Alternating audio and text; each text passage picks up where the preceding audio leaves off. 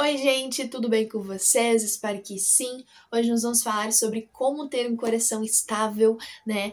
O episódio 2 dessa série de como guardar o nosso coração em Cristo. Então, se você assistiu o vídeo anterior, você sabe que a gente terminou falando sobre isso. A gente partiu de um princípio e a gente terminou neste assunto aqui. E eu creio que o Senhor sempre faz isso, né? Ele vai ligando os pontos. E é isso que eu quero fazer, né, nesse canal, né? Nesses vídeos, para que tudo se complete. Porque a palavra de Deus ela se resume à verdade de quem Deus é, né? Então é um caminho assim que vai ligando os pontinhos. E hoje nós vamos falar sobre como ter um coração estável, como ter emoções estáveis no Senhor, né? Um coração estável é aquele que está estabilizado na rocha.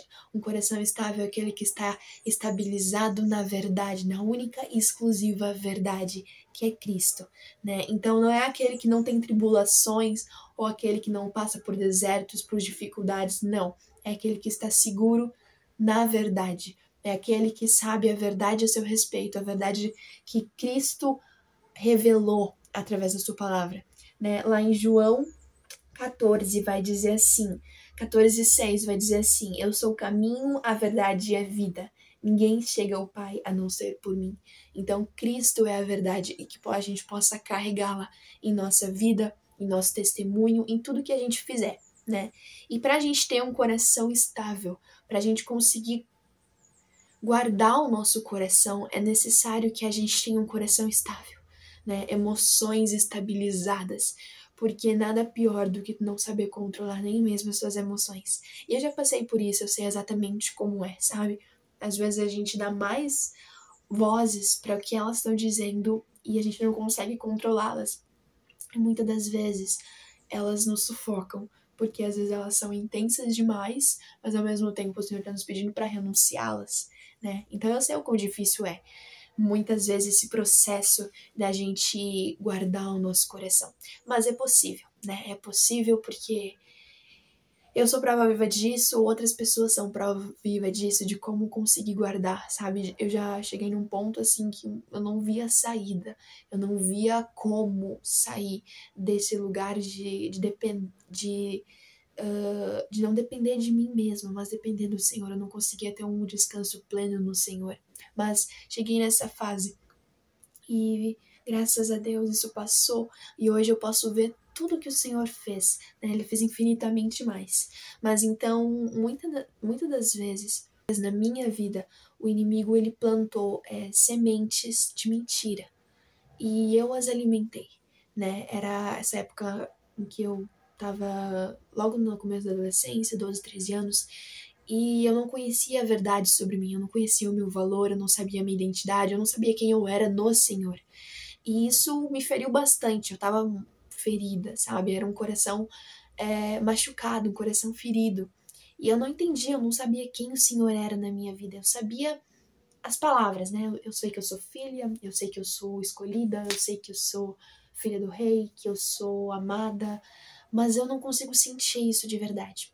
E o inimigo ele começou a plantar sementes aos pouquinhos de mentira ao meu respeito, a respeito de quem eu sou em Cristo, a respeito de quem eu sou para as pessoas, a respeito de quem eu sou para mim mesma, né? E ele começou a plantar sementes de mentira que aos poucos foram me machucando cada vez mais, foram me deixando retraída, porque eu comecei a me sentir insegura, me sentir machucada, e é verdade de que muita gente passa, né? O inimigo ele tem cada vez mais usado, ele é o pai da mentira, então ele tem usado cada vez mais essas mentiras para nos tirar o foco, para nos fazer não olhar para Cristo, mas olhar para nós mesmas, né? Então o coração do o terreno do meu coração era fértil, mas por eu alimentar coisas erradas, por eu alimentar essas palavras do inimigo, chegou um tempo em que eu não conseguia distinguir o que era real ou não.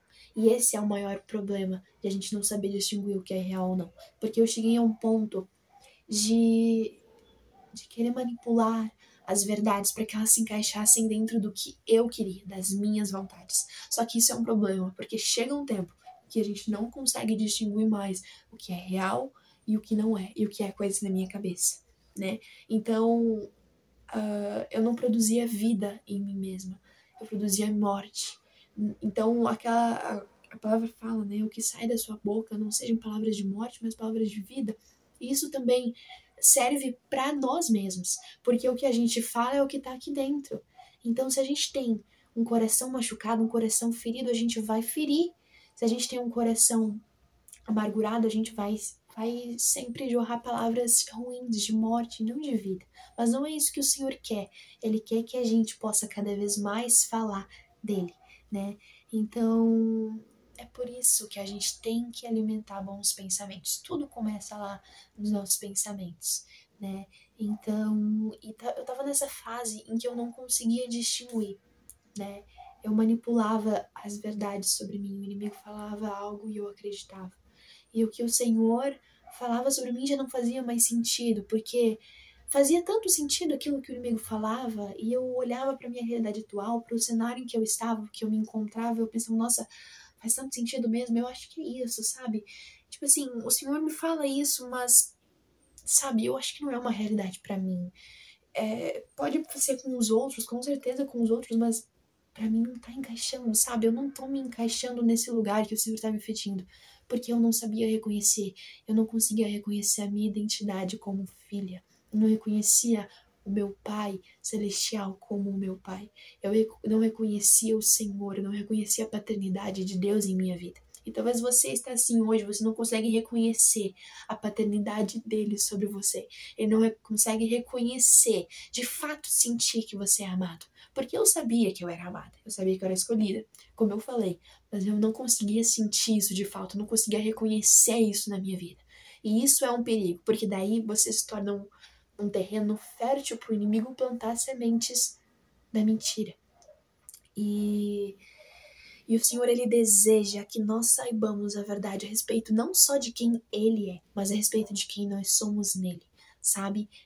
Tem uma frase que é muito incrível, eu não sei de quem é certo agora, não vou saber explicar pra vocês, mas se vocês precisarem na internet, vocês com certeza vão encontrar. É uma frase, acho que é um pouco conhecida, talvez, que fala assim, que quando Deus quis criar as plantas, Ele falou com a terra. Quando Deus quis criar os peixes, ele falou com o mar. E quando ele quis criar os seres humanos, nós, ele falou com ele mesmo. Né? Então ele falou, façamos o homem a nossa imagem e semelhança.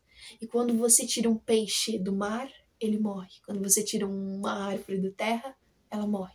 E quando você tira o ser humano de Deus, ele morre. Não é essa morte de estar morrendo agora.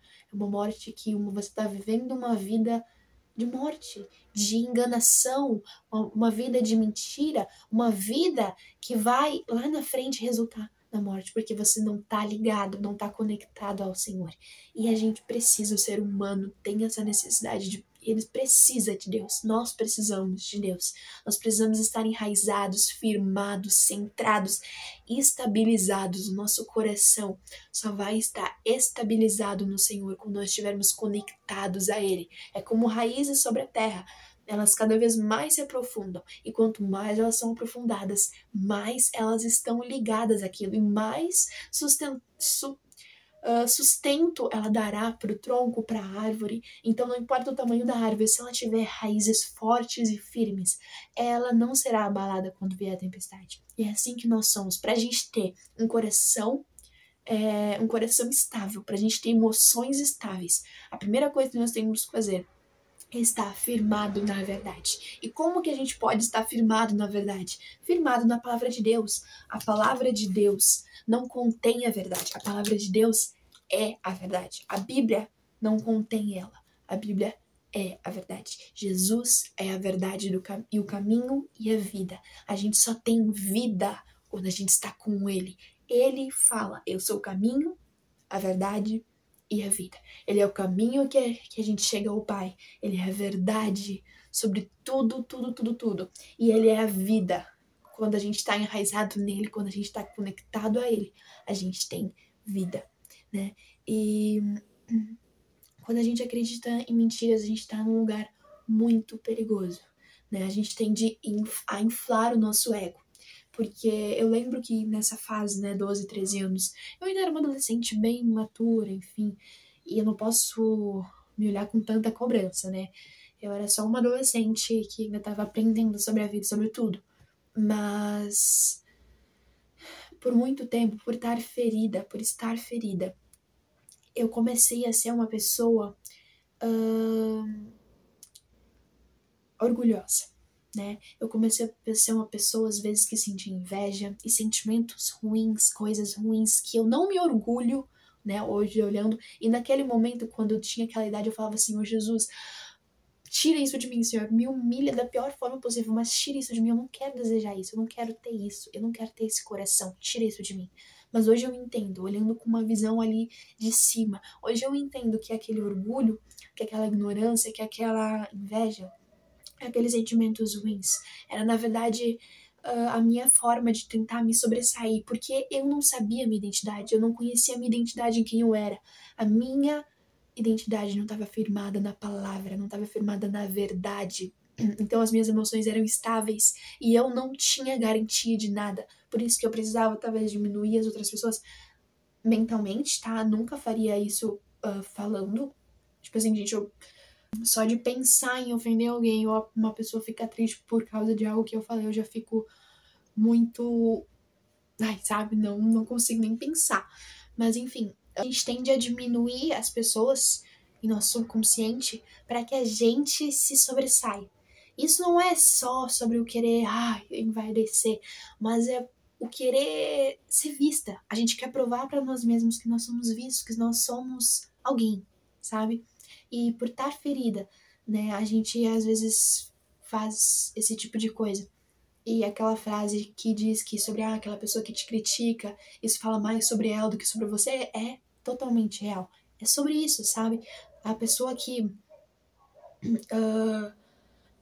que critica, que machuca outras pessoas, na verdade é a que mais está machucada. Isso não é sobre você, isso não é sobre ela, isso é sobre a pessoa que está falando. Porque ela tá tão ferida a ponto de ter que ferir os outros para se sair bem, pra se sentir bem, pra ela dizer que não, viu? Eu não sou como ela, eu sou melhor, sabe?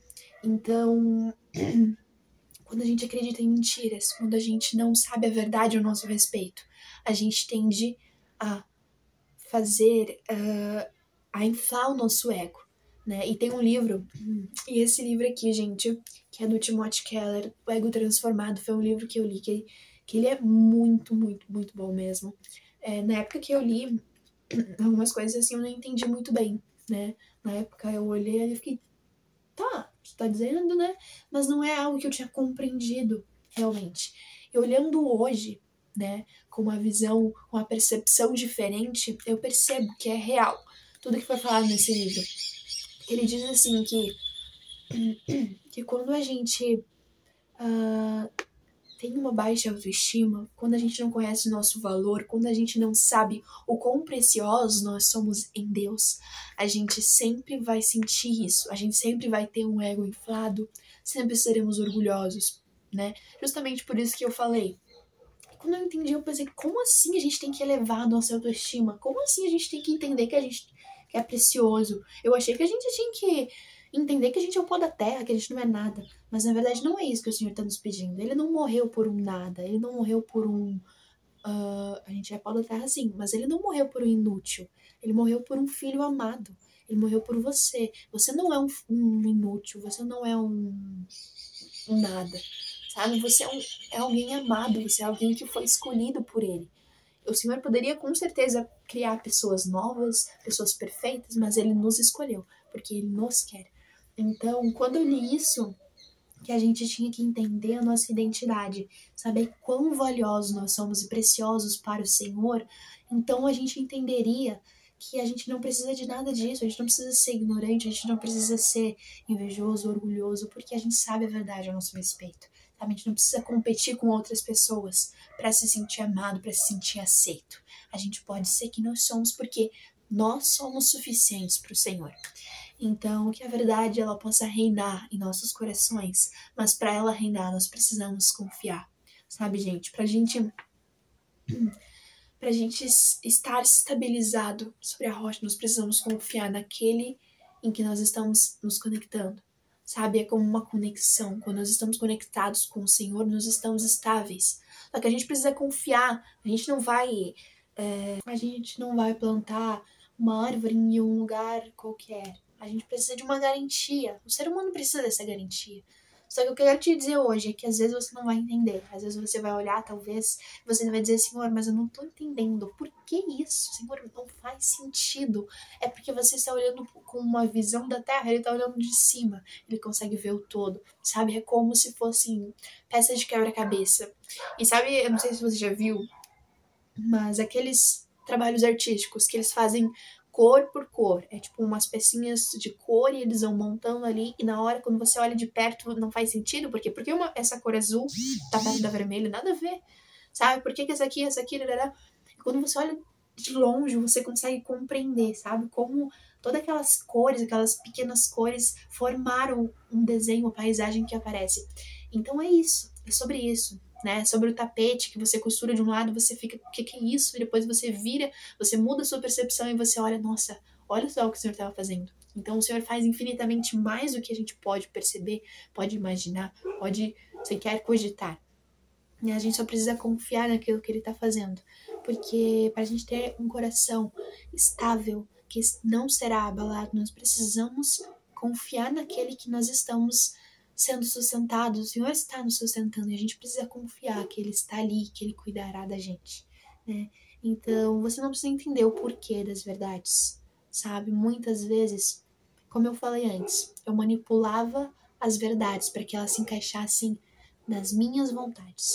Então, acontecia algo que saía do meu controle, que saía do meu querer, e a minha mente automaticamente, talvez uma forma de fugir da realidade, fugir da verdade, ela começava, tá, mas isso aqui, ó, e se, né? Vai, isso aqui, claro que foi isso aqui, não foi nada isso ali, capaz. Então, ela moldava a situação. Lá no fundo eu sabia que era uma mentira isso que eu estava vivendo. Ela moldava a situação para quê? Para que eu me sentisse bem. Não, mas isso aqui não aconteceu de verdade, ou isso aqui não foi bem assim, né? Foi assim, ó, olha só. E eu acabava acreditando em mentiras que o inimigo contava sobre mim. Que o inimigo contava não só sobre mim, mas sobre situações que aconteciam que não estavam do meu agrado. E isso é muito perigoso, porque a gente acaba não vivendo aquilo que o Senhor tem para nós e acabamos nos distraindo, né? Porque a gente está tão focado em fugir da realidade, fugir das verdades, mas não, a gente precisa ser corajoso para enfrentá-las. As verdades são como elas são. Né? Meus sentimentos não são Deus. Deus é Deus. Os meus sentimentos, eles são uma resposta baseada nas minhas percepções, muitas das vezes erradas sobre o mundo. Então, às vezes os nossos pensamentos, as nossas emoções, elas são reações de percepções erradas que nós temos. Por isso que nós precisamos, Senhor, me dê um coração renovado, me dê uma mente renovada. Nós temos a mente de Cristo, como Paulo fala, nós temos a mente de Cristo. A mente de Cristo é a mente da verdade, é a mente aquela que não manipula as verdades, mas é aquela que confia nelas. Então, que as nossas percepções possam ser percepções da verdade, que a gente possa olhar para elas e dizer e aceitá-las do jeito que elas são. Tá bom, gente? Eu espero que esse vídeo tenha edificado a sua vida. Se de alguma forma edificou, né? Pratica isso, né? Pratica esse depender e confiar no Senhor e colocar o seu coração neste lugar para que ele possa estar, ele possa se estabilizar, suas emoções possam ser renovadas e dia após dia você possa crescer em Cristo. Então é isso, gente. Tchau!